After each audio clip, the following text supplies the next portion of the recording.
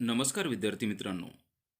नवीन अभ्यासक्रमानुसार वर्ग 12वा विषय अर्थशास्त्र, प्रकरण 10वे, भारताचा विदेशी व्यापार. तर विद्यार्थी मित्रांनो, आज आपण या पाठावर स्वाध्याय बघणार आहोत.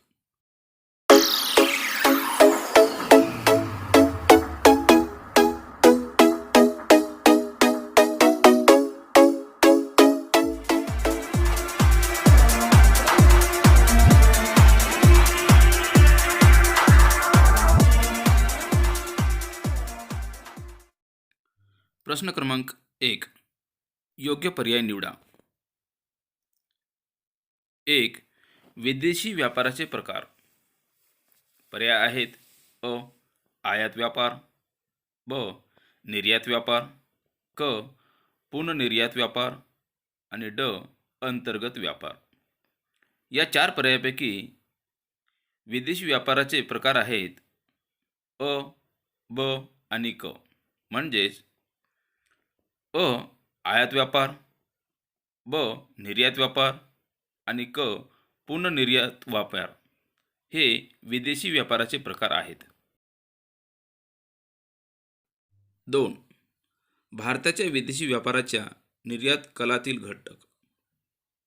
पर्याय आहेत: अ. अभियांत्रिकी वस्तू, ब. रत्ने आणि दागिने, क. कापड आणि तयार कपडे आणि ड. सोने. या चार पर्यायापैकी योग्य पर्याय आहे अ, ब आणि क. म्हणजे भारताच्या विदेशी व्यापाराच्या निर्यात कलातील घटक अ. अभियांत्रिकी वस्तू, ब. रत्ने आणि दागिने आणि क. कापड आणि तयार कपडे हे भारताच्या विदेशी व्यापाराच्या निर्यातीतील घटक आहेत. 3. विदेशी व्यापाराची भूमिका. पर्याय आहेत: अ. परकीय चलन निर्मिती, ब. गुंतवणुकीस प्रोत्साहन, क. श्रम विभागणी आणि ड. निर्यातीच्या रचनेत बदल. या चार पर्यायापैकी योग्य पर्याय आहे अ, ब आणि क. विदेशी व्यापाराची भूमिका अ. परकीय चलन निर्मिती, ब. गुंतवणुकीस प्रोत्साहन आणि क. श्रम विभागणी हे सर्व विदेशी व्यापाराची भूमिका आहे. प्रश्न क्रमांक 2. पुढील उदाहरणांच्या आधारे संकल्पना ओळखून ती स्पष्ट करा. 1. भारताने इराणकडून पेट्रोलियम पदार्थ खरेदी केले. उत्तर: अ. उदाहरणातील संकल्पना. आयात व्यापार. ब. संकल्पनेचे स्पष्टीकरण. एका देशाने दुसऱ्या देशाकडून केलेली वस्तू व सेवांची खरेदी म्हणजेच आयात व्यापार होय. 2. महाराष्ट्राने पंजाबकडून गहू खरेदी केला. उत्तर: अ. उदाहरणातील संकल्पना. अंतर्गत व्यापार म्हणजेच वस्तूची आवक. ब. संकल्पनेचे स्पष्टीकरण.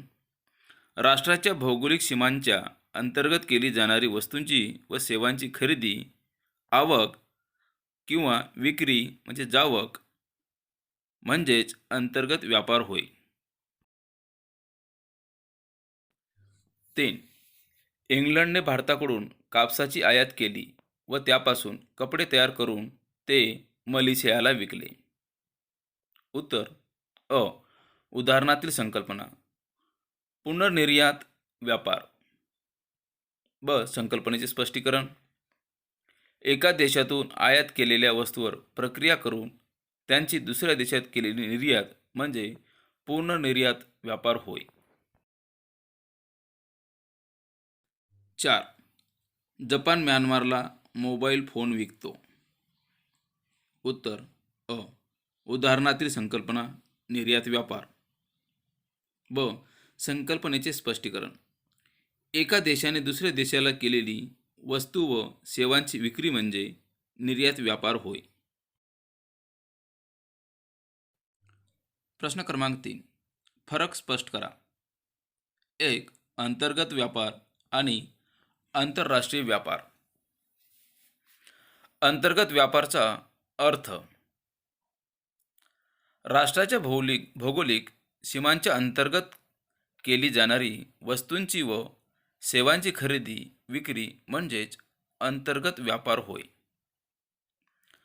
आंतरराष्ट्रीय व्यापारचा अर्थ राष्ट्राच्या भौगोलिक सीमांच्या बाहेरील व इतर देशाची केली जाणारी वस्तूंची व सेवांची खरेदी विक्री म्हणजेच आंतरराष्ट्रीय व्यापार होय. अंतर्गत व्यापार चलन. अंतर्गत व्यापारात वस्तूंची व सेवांची खरेदी विक्री करताना स्वदेशी चलनाचा वापर केला जातो. आंतरराष्ट्रीय व्यापार चलन. आंतरराष्ट्रीय व्यापारात वस्तूंची व सेवांची खरेदी विक्री करताना परकीय चलनाचा वापर केला जातो. प्रश्न क्रमांक 4. पुढील प्रश्नांची उत्तरे लिहा. 1. विदेशी व्यापाराची संकल्पना स्पष्ट करून प्रकार स्पष्ट करा. उत्तर अ. विदेशी व्यापाराची संकल्पना. विदेशी व्यापारी संकल्पना पुढील मुद्द्यांच्या आधारे स्पष्ट करण्यात आली आहे. 1. विदेशी व्यापार म्हणजे जगातील विविध देशात केला जाणारा व्यापार होय. विदेशी व्यापाराला आंतरराष्ट्रीय व्यापार किंवा बाह्य व्यापार असेही म्हणतात. 2. प्राध्यापक मॅक्स वासरमॅन आणि हल्टमन यांच्या मते विविध देशातील रहिवाशांमध्ये चालवणाऱ्या व्यवहारांचा समावेश आंतरराष्ट्रीय व्यापारामध्ये होतो. ब. विदेशी व्यापाराचे प्रकार. विदेशी व्यापाराचे प्रकार पुढीलप्रमाणे दिलेले आहेत. 1. आयात व्यापार. एका देशाने दुसऱ्या देशाकडून केलेली वस्तूंची व सेवांची खरेदी म्हणजे आयात व्यापार होय. स्वदेशाकडून परदेशातील वस्तूंचा व सेवांचा केला गेलेला आंतरप्रवाह म्हणजे आयात व्यापार होय. 2. निर्यात व्यापार. एका देशाने दुसऱ्या देशाला केलेली वस्तूंची व सेवांची विक्री म्हणजे निर्यात व्यापार होय. स्वदेशाकडून परदेशात वस्तूंचा व सेवांचा केलेला गेलेला बहिप्रवाह म्हणजे निर्यात व्यापार होय. उदाहरणार्थ भारताने चीन, हाँगकाँग, सिंगापूर या देशांना चहा, तांदूळ, ताग या पदार्थाची केलेली विक्री. 3. पुनर्निर्यात व्यापार. एका देशातून आयात केलेल्या वस्तूवर प्रक्रिया करून त्यांची दुसऱ्या देशात केलेली निर्यात म्हणजेच पुनर्निर्यात व्यापार होय. उदाहरणार्थ जपान हा देश इलेक्ट्रॉनिक वस्तू तयार करण्यासाठी लागणाऱ्या कच्च्या मालाची इंग्लंड, जर्मनी, फ्रान्स इत्यादी देशातून आयात करतो. कच्च्या मालावर प्रक्रिया करून त्यापासून रेडिओ, धुलाई यंत्र, दूरदर्शन यासारख्या इलेक्ट्रॉनिक वस्तू बनवतो व या वस्तू जगातील विविध देशांना निर्यात करतो. 2. भारताच्या विदेशी व्यापाराच्या रचनेची वैशिष्ट्ये स्पष्ट करा. उत्तर. भारताच्या विदेशी व्यापाराच्या रचनेची वैशिष्ट्ये पुढीलप्रमाणे दिलेली आहेत. 1. स्थूल राष्ट्रीय उत्पन्नातील वाढता हिस्सा. निव्वळ निर्यात आयात भारताच्या स्थूल राष्ट्रीय उत्पन्नातील हिस्सा सातत्याने वाढत आहे. निव्वळ निर्यातीचा भारताच्या स्थूल राष्ट्रीय उत्पन्नातील हिस्सा 1990 ते 91 मध्ये केवळ 17.55% होता. 2006-07 मध्ये त्यात 25% वाढ आणि 2016-17 मध्ये त्यात 48.08% वाढ झाली आहे. 2. व्यापाराच्या आकारमानात वाढ व मूल्यात वाढ. 1990-91 पासून भारताच्या विदेशी व्यापाराच्या आकारमानात व मूल्यात वाढ होत आहे. भारत सद्यस्थितीत मोठ्या प्रमाणात अधिक मूल्य असणाऱ्या वस्तू व सेवांची निर्यात व आयात करतो. 3. निर्यातीच्या रचनेत बदल. स्वातंत्र्यापूर्वी भारत ताग, कापूस, चहा, तेलबिया, चामडे, अन्नधान्य, काजू, बिया, खनिज उत्पादने यासारख्या प्राथमिक वस्तूंची इतर देशांना निर्यात करत असे. स्वातंत्र्यप्राप्तीनंतर भारताने कपडे, हिरे, मानके, संगणक, हार्डवेअर आणि सॉफ्टवेअर इत्यादी वस्तूंची निर्यात करण्यास सुरुवात केली. अशा प्रकारे भारताच्या निर्यातीच्या रचनेत बदल झाला आहे. 4. आयातीच्या रचनेत बदल. स्वातंत्र्यापूर्वी भारत औषधे, कापड, वाहने, इलेक्ट्रॉनिक वस्तू यासारख्या उपभोग्य वस्तूंची मोठ्या प्रमाणावर आयात करत असे. सद्यस्थितीत भारत प्रामुख्याने पेट्रोल आणि तत्सम उत्पादने, अत्याधुनिक यंत्रसामग्री, रसायने, खते, पोलाद इत्यादी उपयोगी आणि भांडवली वस्तूंची आयात करत आहे. 3. भारताच्या आयात कलाचे मुद्दे स्पष्ट करा. उत्तर. भारताच्या आयात कलाच्या मुद्द्यांचे स्पष्टीकरण पुढीलप्रमाणे दिलेले आहे.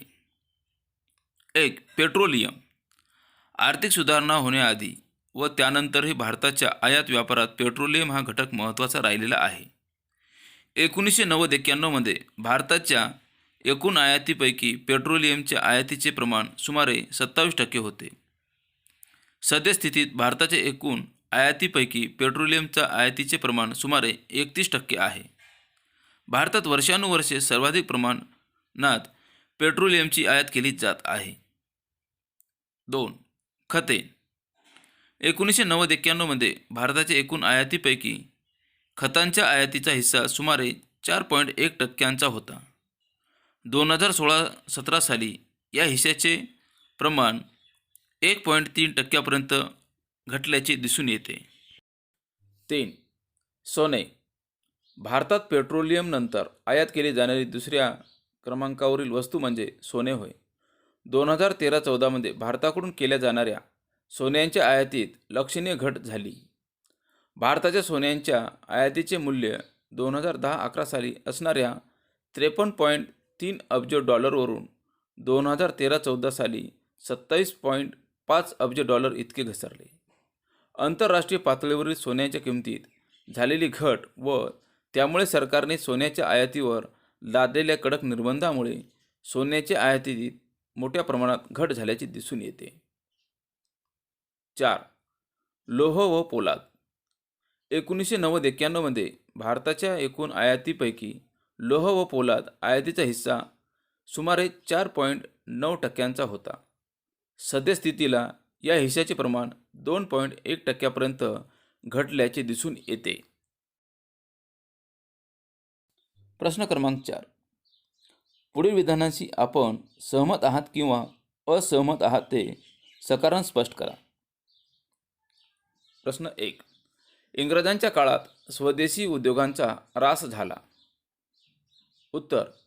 मी या विधानाशी सहमत आहे. कारण 1. 1947 पूर्वी भारत हा ब्रिटिशांची वसाहत होता. त्यामुळे भारताचा विदेशी व्यापार हा वसाहतवादी होता. 2. स्वातंत्र्यापूर्वी भारत प्रामुख्याने इंग्लंडला कच्च्या मालाची निर्यात आणि इंग्लंडकडून पक्क्या मालाची आयात करीत असे. स्वातंत्र्यापूर्वी भारत हा औद्योगिक वस्तूंसाठी मोठ्या प्रमाणावर इंग्लंडबरोबर होणाऱ्या व्यापारावर अवलंबून होता. 3.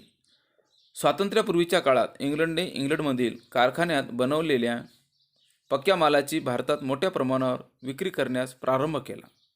त्यामुळे भारतातील अनेक लोकांनी इंग्लंडहून येणाऱ्या मालाची खरेदी करण्यास प्रारंभ केला व त्यामुळे स्वदेशी वस्तूंची मागणी घटली. परिणामी भारतातील अनेक लहान मोठे उद्योग बंद पडले. अशा प्रकारे इंग्रजांच्या काळात स्वदेशी उद्योगांचा ऱ्हास झाला. 2. व्यापार ही आर्थिक वृद्धीची गुरुकिल्ली आहे. उत्तर. या विधानाशी मी सहमत आहे. कारण 1. विदेशी व्यापारामुळे परकीय चलन प्राप्त होते. निर्यात करण्याची संधी मिळते. प्राप्त विदेशी चलनाचा विविध उत्पादक कार्यासाठी वापर करता येतो. 2. विदेशी व्यापारामुळे स्वदेशी उत्पादकांना वस्तू व सेवांची देशांतर्गत बाजारपेठेत विक्री करण्याबरोबरच जागतिक बाजारपेठेत निर्यात करण्याची संधी मिळते. 3. स्वदेशी वस्तूंच्या व सेवांच्या उत्पादनास व बाजार विस्तारीकरणास प्रोत्साहन मिळाल्यामुळे स्वदेशातील विविध उद्योगात मोठ्या प्रमाणावर गुंतवणुकीस प्रोत्साहन मिळते. मोठ्या प्रमाणावरील गुंतवणुकीमुळे रोजगार पातळीत व राष्ट्रीय उत्पन्नात वाढ होते व त्यामुळे अर्थव्यवस्थेत आर्थिक वृद्धी होऊ लागते. अशा प्रकारे व्यापार ही आर्थिक वृद्धीची गुरुकिल्ली आहे. 3. विदेशी व्यापारामुळे जागतिक पातळीवर श्रम विभागणी व विशेषीकरण होते. उत्तर: मी या विधानाशी सहमत आहे. कारण 1. विदेशी व्यापारात प्रत्येक देश स्वतःजवळ उपलब्ध असलेल्या श्रमांची संख्या व गुणवत्ता यानुसार विविध वस्तूंचे व सलचे कमीत कमी खर्चात जास्तीत जास्त उत्पादन घेऊ पाहतो. 2. उदाहरणार्थ, देशात अकुशल व मुबलक प्रमाणात श्रमिक उपलब्ध असतील तर असा देश कृषी मालाचे मोठ्या प्रमाणावर उत्पादन करतो व इतर देशांना कृषी मालाची निर्यात करतो. या देशात कुशल व मर्यादित प्रमाणात श्रमिक उपलब्ध असतील तर असा देश इलेक्ट्रॉनिक वस्तूंचे मोठ्या प्रमाणावर उत्पादन करतो व इतर देशांना इलेक्ट्रॉनिक वस्तूंची निर्यात करतो. 3. विदेशी व्यापारात प्रत्येक देश महत्तम नफा प्राप्त करता यावा यासाठी उपलब्ध श्रमिकांच्या सहाय्याने विशिष्ट वस्तूंच्या किंवा सेवांच्या उत्पादनास सातत्याने चालना देतो. अशा प्रकारे विदेशी व्यापारामुळे जागतिक पातळीवर श्रम विभागणी व विशेषीकरण प्राप्त होते. प्रश्न क्रमांक 5. पुढील प्रश्नांची सविस्तर उत्तरे लिहा. 1. विदेशी व्यापार म्हणजे काय ते सांगून विदेशी व्यापाराची भूमिका स्पष्ट करा. उत्तर: विदेशी व्यापाराचा अर्थ. विदेशी व्यापाराचा अर्थ पुढील मुद्द्यांच्या आधारे स्पष्ट करण्यात आला आहे. 1. विदेशी व्यापार म्हणजे जगातील विविध देशांत केला जाणारा व्यापार होय. विदेशी व्यापाराला आंतरराष्ट्रीय व्यापार किंवा बाह्य व्यापार असेही म्हणतात. 2. प्राध्यापक मॅक्स वासरमन आणि हल्टमन यांच्या मते विविध देशातील रहिवाशांमध्ये चालणाऱ्या व्यवहारांचा समावेश आंतरराष्ट्रीय व्यापारामध्ये होतो. विदेशी व्यापाराची भूमिका पुढील मुद्द्यांच्या आधारे स्पष्ट करता येते. 1. परकीय चलन प्राप्ती. विदेशी व्यापारामुळे परकीय चलन प्राप्त होते. प्राप्त विदेशी चलनाचा विविध उत्पादक कार्यासाठी वापर करता येतो. विदेशी व्यापारामुळे स्वदेशी वस्तूंच्या व सेवांच्या उत्पादनास व बाजार विस्तारीकरणास प्रोत्साहन मिळते. 2. गुंतवणुकीस प्रोत्साहन. विदेशी व्यापारामुळे उत्पादकांना वस्तू व सेवांची देशांतर्गत बाजारपेठेत विक्री करण्याबरोबरच जागतिक बाजारपेठेत निर्यात करण्याची संधी मिळते. परिणामी देशातील विविध वस्तूंच्या व सेवांच्या उत्पादनास चालना मिळते व त्यासाठी गुंतवणुकीस प्रोत्साहन मिळते. 3. श्रम विभागणी आणि विशेषीकरण.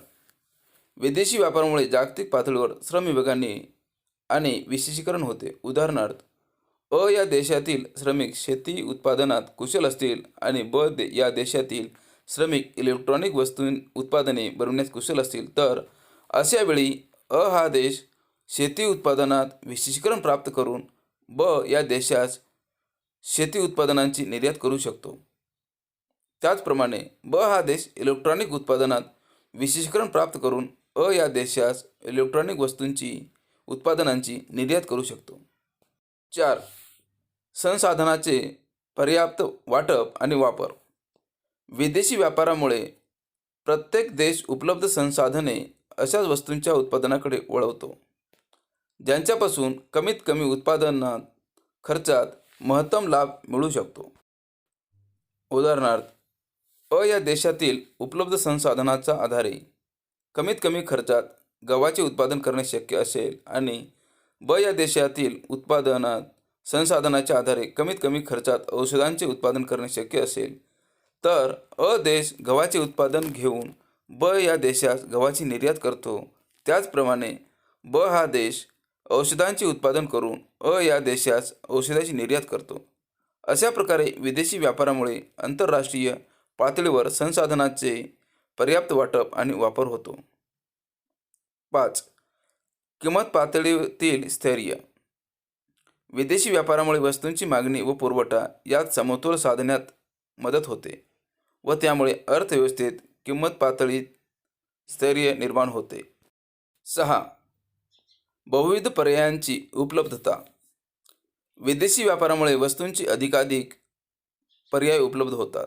बाजारपेठेत स्पर्धा निर्माण होते व त्यामुळे ग्राहकांना रास्त दरात उच्च दर्जाच्या वस्तू उपलब्ध होऊ शकतात. अशा प्रकारे विदेशी व्यापारात राहणीमानाचा दर्जा उंचावण्यास सहाय्यभूत ठरतो. 7. प्रतिष्ठा व नावलौकिक. निर्यातदार देशांना आंतरराष्ट्रीय बाजारपेठेत पत, प्रतिष्ठा व नावलौकिक मिळतो. उदाहरणार्थ जपान, स्वित्झर्लंड या देशांनी जगभरात इलेक्ट्रॉनिक वस्तूंची निर्यात केल्यामुळे त्यांना आंतरराष्ट्रीय बाजारपेठेत मोठ्या प्रमाणावर नावलौकिक मिळाला आहे. 2.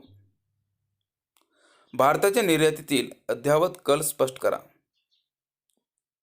उत्तर: भारताच्या निर्यातीतील अद्ययावत कल पुढील मुद्द्यांच्या आधारे स्पष्ट करता येतो. 1. अभियांत्रिकी वस्तू. अभियांत्रिकी वस्तू निर्यात प्रोत्साहन समितीच्या अहवालानुसार 2017-18 मध्ये भारताच्या एकूण निर्यातीपैकी अभियांत्रिकी वस्तूंच्या निर्यातीत प्रमाण सुमारे 25% होते. या वस्तूंमध्ये प्रामुख्याने वाहतुकीच्या स्वयंचलित व स्वयंपूर्ण उपकरणे, यंत्रसामग्री व साधने, संगणक हार्डवेअर व सॉफ्टवेअर इत्यादींचा समावेश होता. 2010-11 ते 2014-15 या कालावधीत भारताच्या वाहतुकीच्या उपकरणांच्या निर्यातीच्या मूल्यात 16 अब्ज US डॉलरपासून 24.8 अब्ज US डॉलर पर्यंत वाढ झाल्याचे दिसून येते. 2. पेट्रोलियम उत्पादने. 2001-2 पासून भारताच्या तेल शुद्धीकरण क्षमतेत महत्त्वपूर्ण बदल झाला. त्यामुळे पेट्रोलियम शुद्धीकरण उत्पादनाचा निर्यातदार म्हणून भारताची ओळख होऊ लागली.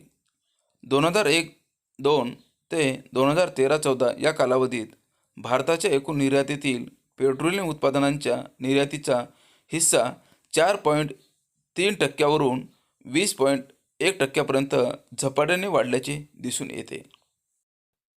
3. रसायने आणि रासायनिक उत्पादने. गेल्या काही वर्षात भारताने मोठ्या प्रमाणावर रसायने आणि रासायनिक उत्पादनांची निर्यात केली आहे. सद्यस्थितीत भारताच्या एकूण निर्यातीपैकी रसायने आणि रासायनिक उत्पादने यांचा हिस्सा सुमारे 10.4% आहे. 4. रत्ने आणि दागिने. भारताच्या निर्यातीत रत्ने आणि दागिने यांचे महत्त्वपूर्ण योगदान आहे.